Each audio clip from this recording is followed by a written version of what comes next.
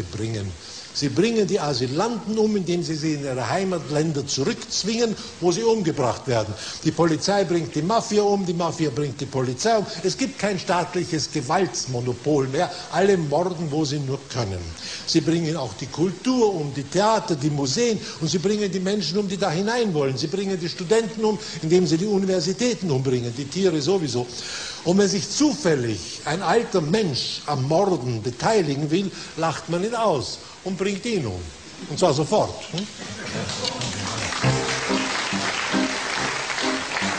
Wenn dich kleine Kinder stören, schlag sie tot.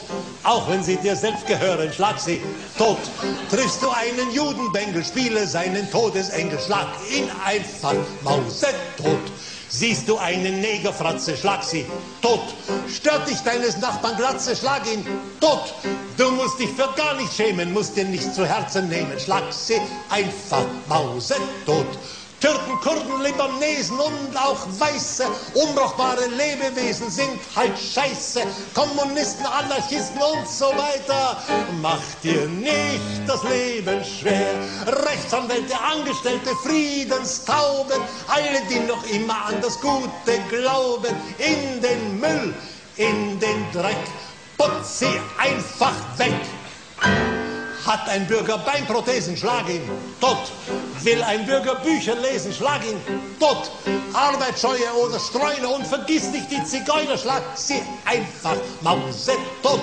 Komme nicht mit Demokraten, köpf sie, kill sie, das sind Todeskandidaten, niemand will sie. Vater, Mutter, Schwestern, Brüder, alte Freunde, brauchst du die für irgendwas? Pfarrer, Lehrer, Besserwisser, strangulier sie, all die blöden Tintenpisser, massakrier sie. Merk dir eins, du bist stark, aller Rest ist Quark. Lass uns wieder Kriege führen, schlag sie tot. Ganze Völker dezimieren, schlag sie tot. Erst wenn sie im Grab verschwinden, wirst du dran Gefallen finden. Also schlag sie mausetot, mausetot, frisst kein Brot. Pack sie und schlag sie tot.